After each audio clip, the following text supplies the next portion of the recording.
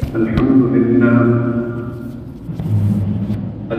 لله نحمده ونستعينه ونستغفره ونؤمن به ونتوكل عليه ونعوذ بالله من شرور أنفسنا ومن سيئات أعمالنا من يهده الله فلا مضل له ومن يضلله فلا هادي له ونشهد أن لا إله إلا الله وحده لا شريك له ونشهد أن سيدنا ونبينا ومولانا محمدا عبده ورسوله صلى الله تعالى على خير خلقه سيدنا محمد وعلى آله وأصحابه أجمعين أما بعد فأعوذ بالله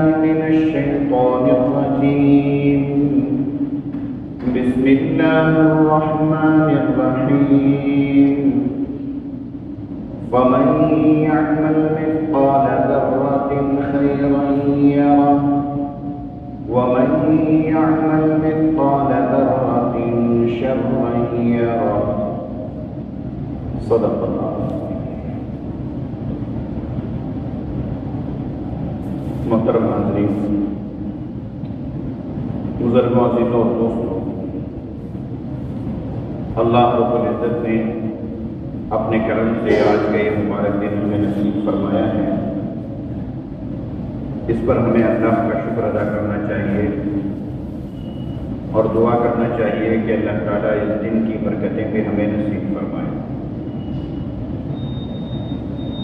محترم حاضرین، گزشتہ جمعہ آخرت کی تیاری اور اس سلسلے میں محنت اور کوشش کرتے رہنے کے تعلق سے کچھ باتیں ہمارے سامنے آئی تھیں۔ ظاہر سی بات ہے کہ آخرت کی تیاری، محنت اور کوشش کے لیے عمل کی ضرورت ہے، اعمال کو اپنانے کی ضرورت ہے، اس لیے کہ قرآن پاک میں فرمایا گیا فَمَن يَعْمَلْ مِثْقَالَ ذَرَّةٍ خَيْرًا يَرَهُ، جو بندہ دنیا میں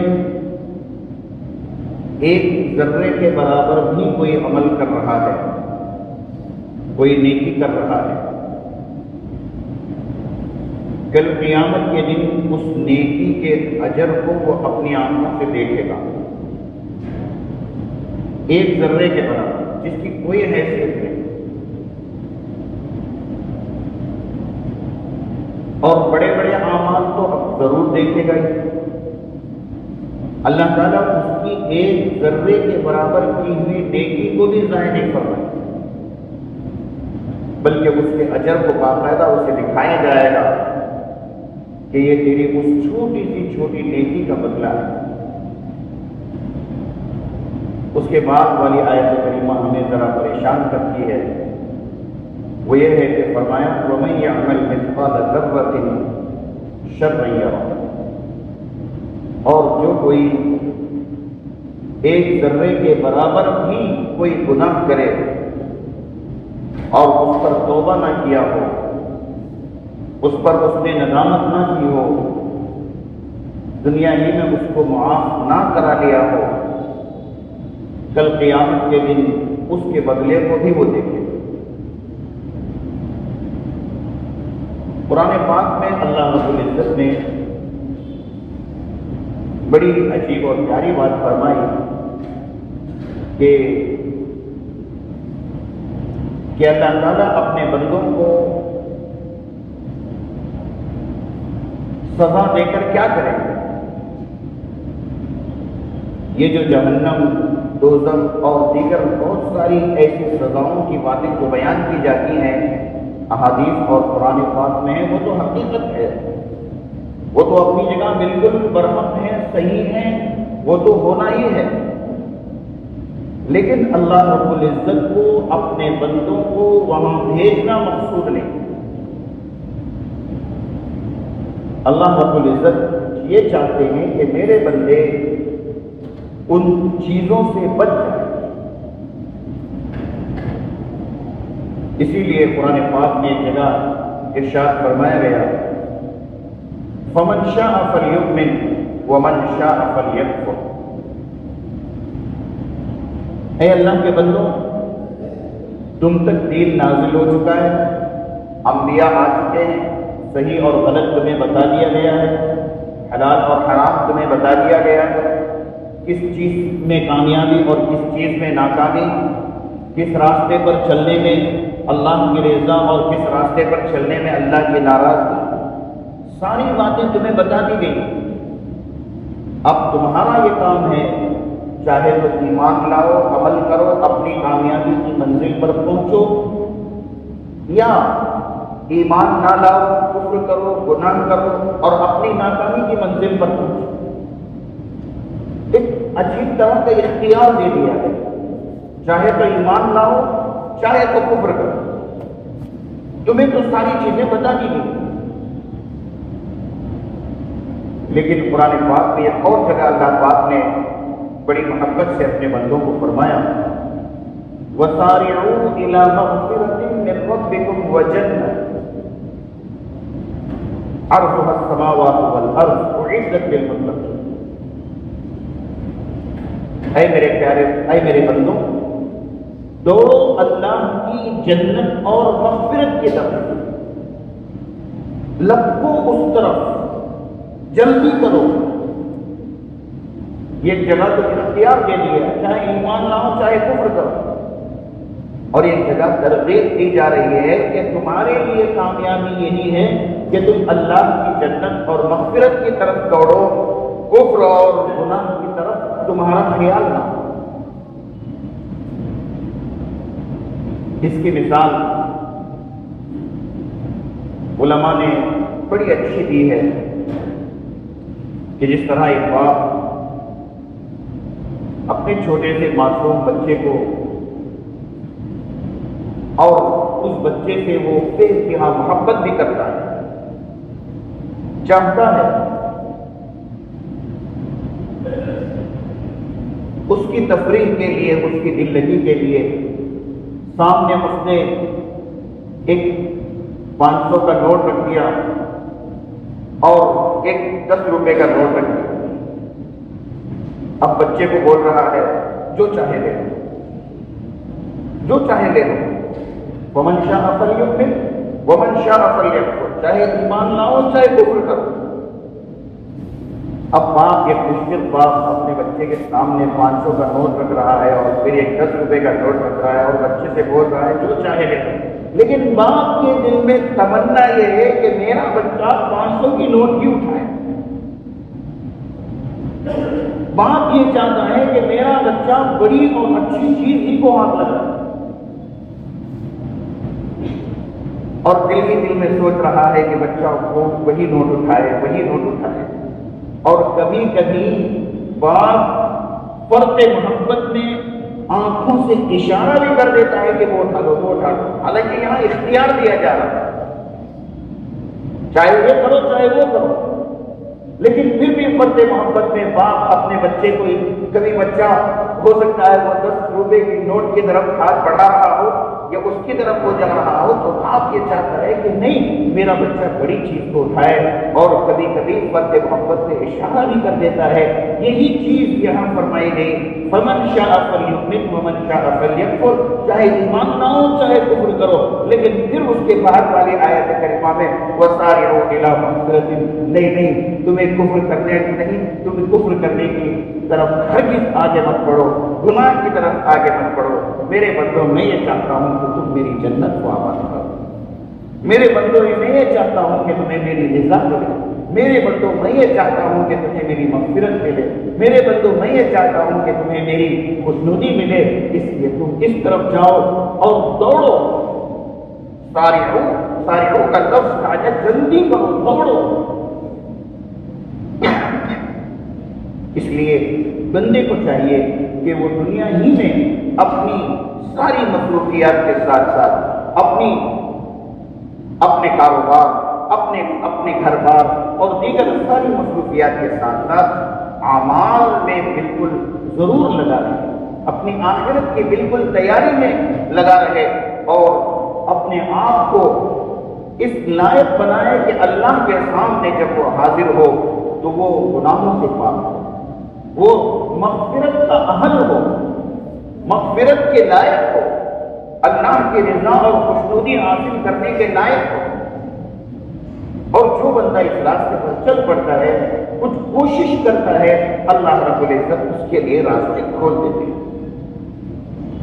پہلے بندے کی طرف سے کوشش ہونی چاہیے، پہلے بندے کی طرف سے اس کا مضبوط ارادہ ہونا چاہیے کہ مجھے اپنی ساری مصروفیات کے ساتھ ساتھ آخرت کی بھی ایک اچھی تیاری کرنی ہے، اپنے اخلاق کو درست کرنا ہے، اپنے معاملات کو درست کرنا ہے، اپنی نمازوں کو صحیح کرنا ہے، اپنی عبادتوں کو صحیح کرنا ہے، میرے اوپر جو حقوق ہیں ان حقوق کی ادائیگی میں کسی طرح کی کوئی کوتاہی نہ ہونے پائے۔ ساری مصروفیات کے ساتھ ساتھ اس کی بھی کچھ فکر کرتا رہے گا، اللہ رب العزت اس کے لیے راستے کھولے۔ حضرت سلمان فارسی رضی اللہ عنہ جو کوشش کرتے ہیں، من جد وجد، جو کوشش کرتے ہیں، جو اس سے بھی فکر کرتے ہیں، جو سچا جذبہ رکھتے ہیں مقصد تک پہنچنے کا، ان کا یہ شوق ہوتا ہے، اللہ رب العزت ان کے لیے راستے کھولتے ہیں۔ حضرت سلمان فارسی رضی اللہ تعالیٰ عنہ کا واقعہ ہمارے لیے بہت ہی اس سلسلے میں سبق آموز ہے۔ سلمان فارسی ایران کے اصفہان شہر میں پیدا ہونے والا وہ بچہ، اور گھر کا مذہب مجوسی، آگ کی پوجا اور پرستش کرنے والے، پورا خاندان، بلکہ باپ دادا اس کے پجاری تھے۔ سلمان جب بڑے ہوئے، کچھ شعور آیا تو ان کے دل میں ایک عجیب جذبہ یہ پیدا ہوا کہ مجھے حق کی تلاش کرنی ہے، سچائی کی تلاش کرنی ہے، یہ آگ کی پوجا کر کے ہم کیا کر رہے ہیں؟ بالکل مطمئن نہیں ہو رہا تھا دل۔ باپ دادا کے اصرار سے تھوڑا بہت کچھ جو تھے وہ کر تو کیا کرتے تھے، لیکن دل مطمئن نہیں ہو رہا۔ ایک دن کہیں جا رہے تھے تو دیکھا کہ کچھ عیسائی لوگ اپنے گرجا گھر میں عبادت کر رہے ہیں۔ غور سے کھڑے ہو کر کے دیکھا تو وہ کچھ اچھا لگا، ان کا طریقہ کچھ اچھا لگا۔ باپ سے آ کر کے ذکر کیا تو باپ نے سخت پابندی لگائی۔ لمبا تفصیلی واقعہ ہے، میں بالکل مختصر کر کے چل رہا ہوں۔ باپ نے سخت پابندی لگائی کہ یہ ہمارے باپ دادا کا طور طریقہ ہے مجوسیت، آپ کی پوجا پاٹ، اس کو چھوڑ کر کے کہیں جانے کا خیال بھی نہ کرنا۔ لیکن ایک دن موقع پا کر کے گھر سے نکل گئے اور جا کر کے گرجا گھر میں عیسائیوں کے پاس رہ گئے۔ کئی دن ہوئے، عیسائیوں کے طور طریقے کو دیکھا، عیسائی بن گئے، ان کی عبادت کو دیکھا، لیکن پھر بھی دل مطمئن نہیں ہوا۔ حق کی تلاش کی، سچائی تک پہنچنا چاہتے تھے، پھر بھی دل مطمئن نہیں ہو رہا، اور بار بار ان کا دل یہ کہہ رہا تھا کہ جس طریقے پر تو ہے وہ حق نہیں ہے۔ لہذا دل میں خیال بھی پیدا ہو رہا تھا کہ میں حق تک پہنچ جاؤں، یہاں تک کہ ان کی اس بے قراری اور اس عجیب کیفیت کو ایک عیسائی راہب اور پادری نے پہچان لیا۔ اس نے بلا کر کے پوچھا کہ تم بہت بے چین رہتے ہو، کیا بات ہے؟ کہا کہ میں حق کی تلاش میں۔ تو اس عیسائی راہب نے کہا کہ اگر تمہیں حق کی تلاش ہے تو تم مدینہ پہنچ جاؤ، وہاں ایک نبی مبعوث ہونے والے ہیں، وہاں تم جا کر کے اس نبی پر ایمان لے آؤ، وہی سچا دین ہے، وہی سچا مذہب ہے، اور یہ ساری باتیں ہماری کتابوں میں لکھی ہوئی ہیں۔ حضرت سلمان نے پوچھا اچھا آپ مجھے بھیج رہے ہیں، آپ کیوں نہیں چلتے؟ کہا کہ ہماری کچھ مجبوریاں ہیں، ورنہ تو ہمارا دل کہتا ہے کہ وہ سچے نہیں ہیں۔ لہذا حضرت سلمان رضی اللہ تعالیٰ عنہ وہاں سے نکل کر کے، بعض کتابوں میں یہ ہے کہ اس درمیان انہوں نے اطمینان کے لیے مذہب یہودیت کو بھی اختیار کیا، لیکن اس نے بھی تسلی نہیں کی۔ پھر مدینہ منورہ آ رہے تھے، راستے میں کچھ لوگوں نے پکڑ کر کے ان کو غلام بنا کر بازار میں بیچ دیا۔ مدینے کے ایک یہودی نے ان کو خریدا، اب وہ لا کر کے اس نے اپنے یہاں غلام رکھ لیا، اپنے باغ میں اس نے غلام رکھ لیا۔ دن بھر باغ میں محنت کرتے تھے۔ ایک دن کسی کام سے درخت پر چڑھے ہوئے تھے کہ نیچے کچھ یہودی اور کچھ لوگوں نے بیٹھ کر کے وہ لوگ آپس میں باتیں کر رہے تھے۔ کیا باتیں کر رہے تھے کہ معلوم ہوا ہے کہ مکہ مکرمہ سے ہجرت کر کے محمد صلی اللہ علیہ وسلم اب مدینہ آ گئے اور لوگ ان کے پیچھے دیوانہ وار عاشق ہوتے جا رہے ہیں، ایمان لاتے جا رہے ہیں، افسوس ہے، اس طرح کی وہ باتیں کر رہے تھے۔ جیسے ہی یہ بات انہوں نے سنی، حضرت سلمان فارسی جو درخت پر تھے انہوں نے یہ بات سنی کہ وہ مکہ سے مدینہ تشریف لائیں، کہتے ہیں کہ مجھ پر ایک عجیب کیفیت طاری ہو گئی، میرے بدن میں کپکپی سی میرے بدن پر آ گئی اور حضور کو دیکھنے کا ایک شوق میرے دل میں آ گیا، لہذا میں درخت سے نیچے اترا، میں نے کچھ کام کے بہانے اپنے مالک سے اجازت لی اور جا کر کے اللہ کے نبی علیہ السلام کو دیکھا، لیکن میرے دل میں یہ بات آئی کہ میں کچھ ان کا امتحان لوں۔ ایک مرتبہ میں نے کچھ پیسے جمع کیے اور جا کر کے میں نے حضور صلی اللہ علیہ وسلم کو ہدیہ کیا اور کہا کہ یا رسول اللہ کہ یہ صدقے کا مال ہے۔ تو حضور صلی اللہ علیہ وسلم نے سارا مال وہی کا وہیں تقسیم فرما دیا اور فرمایا کہ صدقہ انبیاء کے لیے جائز نہیں۔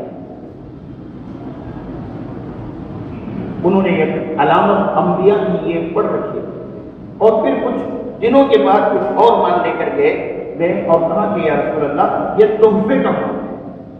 کہا کہ ہاں لائی، اللہ کے نبی نے اپنے لیے بھی کچھ رکھ لیا، کچھ اپنے صحابہ میں بھی تقسیم کر لیا اور کہا کہ تحفے کا مال انبیاء کے لیے جائے۔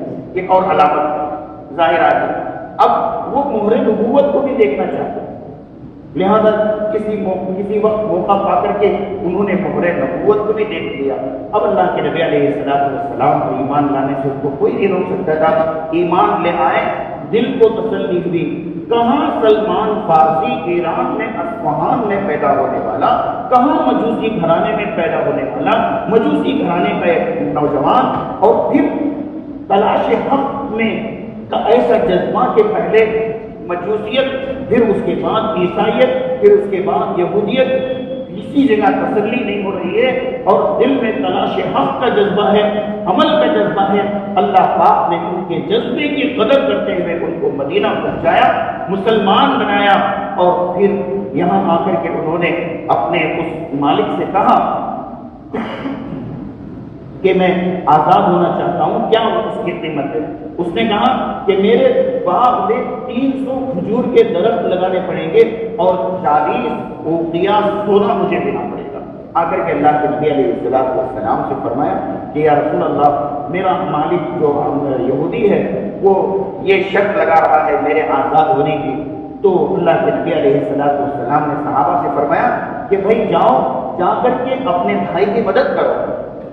کچھ صحابہ آئے اور اللہ کے نبی نے فرمایا صرف نالے کھودنا، صرف گڑھے کھودنا، درخت لگانے کے لیے میں آؤں گا، اپنے بھائی کی مدد کے لیے درخت لگانے کے لیے میں آؤں گا۔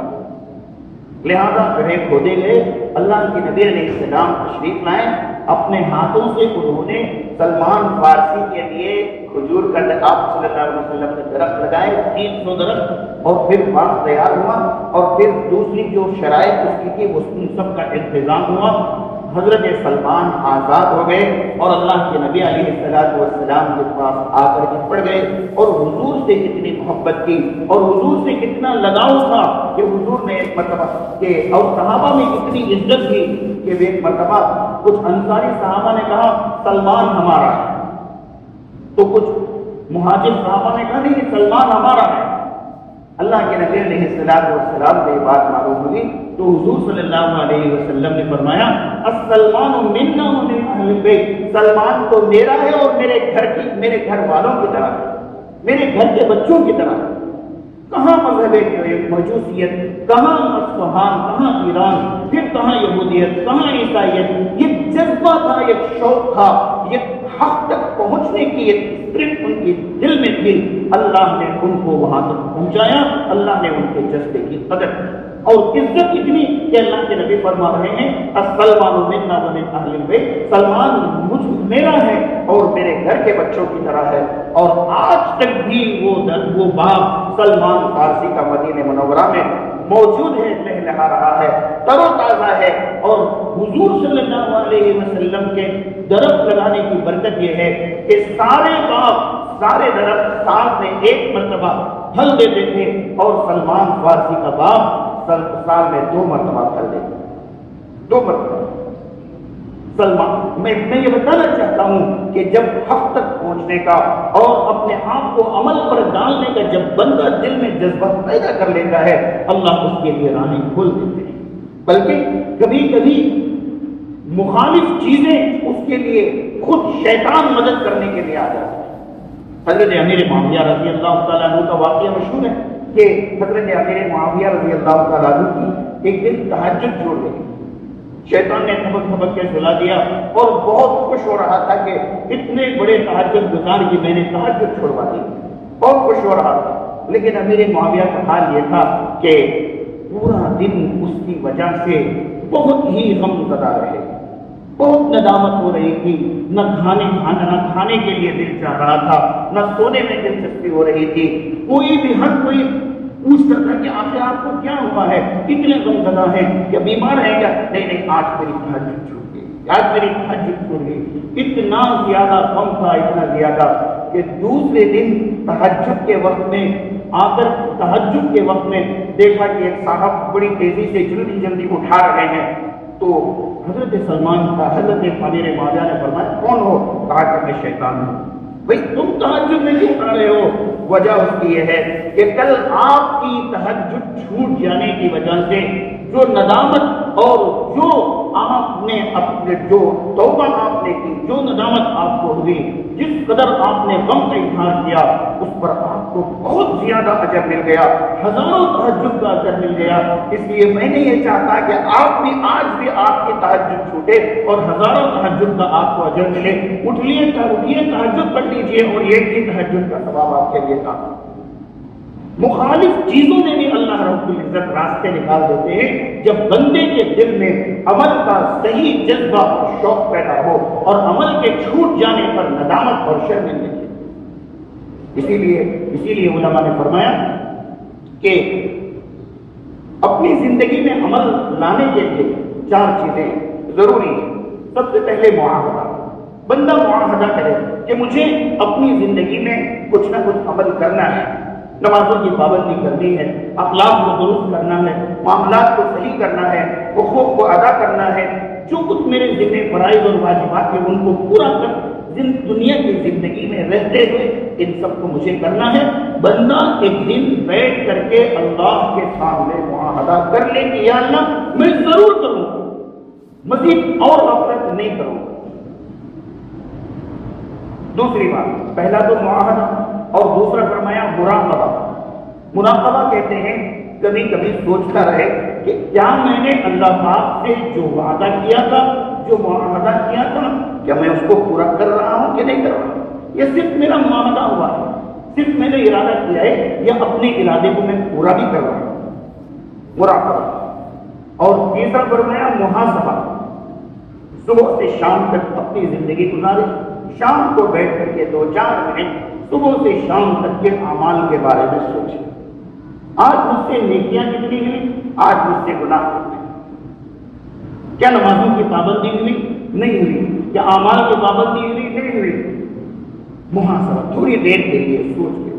اور آخر میں فرمایا معاقبہ، یعنی اگر نیکیاں زیادہ نکل رہی ہیں سوچنے پر اللہ کا شکر ادا کرے، اور اگر خدا نہ خواستہ گناہ زیادہ نکل گئے اور نمازوں کی پابندی نہیں ہوئی، یا اعمال ٹھیک نہیں ہوئے، یا کچھ زیادہ گناہ سامنے آ رہے ہیں سوچنے کے بعد، تو اپنے نفس کو تھوڑی بہت سزا دی. اپنے نفس کو اور پہلے سے یہ طے کر لے کہ اگر دن میں میرے اتنے اعمال پورے نہ ہوں، 5 نمازیں مجھ سے ادا نہ ہوں، تو میں 100 روپے صدقہ کروں، 200 روپے صدقہ کروں۔ اب جب شام کو بندہ بیٹھ کر کے سوچے گا اور اپنے اعمال، اپنے نیک اعمال کم نکلیں گے اور برے اور گناہ زیادہ نکلیں گے، نمازیں چھوٹی ہوئی زیادہ نکلیں گی، اور رات کو جب 200 روپے اپنے جیب سے صدقہ کے لیے نکالے گا تو پھر اسے احساس ہوگا کہ کل مجھے اس کی ضرورت نہ پڑے۔ یہ اور بات ہے کہ ہم دوسرے صدقہ کو خیرات کرتے ہیں، یہ صدقہ نہیں بلکہ جرمانہ ہے۔ جرمانے کے طور پر اپنے آپ کو سزا دے کہ کوئی اس طرح کا میں کام کروں یا 2-4 رکعت نفل پڑھوں گا، اس طرح کی اگر کوئی بات اپنے لیے بندہ پیدا کر لے تو پھر اس کے لیے عمل کرنا آسان ہو جاتا ہے۔ پہلے معاہدہ کرے اور پھر سوچتا رہے اور پھر محاسبہ کرے، پھر مواقبہ کرے، اگر کوئی ہوتا ہی ہو تو اپنے نفس کو ہلکی سی چھوٹی موٹی سزا ملے، تب جا کر کے اعمال پر جمنا یقینی ہوگا اور آسان ہوگا۔ اسی لیے کسی نے کہا ہے عمل سے زندگی بنتی ہے جنت بھی جہنم بھی، عمل سے زندگی بنتی ہے جنت بھی جہنم بھی، یہ خاکی اپنی فطرت میں نہ نوری ہے نہ ناری ہے۔ انسان خاکی مٹی سے پیدا ہونے والا اپنی فطرت میں نہ جنت لکھ کر کے آیا ہے نہ جہنم لکھ کر کے آیا ہے۔ جنت چاہیے، عمل سے زندگی بنتی ہے جنت بھی اور جہنم بھی۔ اچھے اعمال سے جنت بن جائے گی، برے اعمال سے جہنم بن جائے گی۔ اس لیے اللہ پاک سے دعا ہے کہ اللہ تعالیٰ ہم سب کو دین پر عمل کرنے کی توفیق عطا فرمائے، عمل کا جذبہ ہمارے اندر، ہمارے بچوں میں، ہمارے گھر والوں میں، پوری امت مسلمہ میں اللہ رب العزت پیدا فرمائے۔ آخرت کی تیاری، دنیا کی مصروفیات اور خوبصورت زندگی میں رہتے ہوئے، ساری چیزوں میں، ساری خوشیوں میں رہتے ہوئے آخرت کو یاد رکھنے اور اس کی تیاری کی اچھی تیاری کے اللہ پاک ہم سب کو توفیق عطا فرمائے۔ آمین و آخر دعوانا الحمد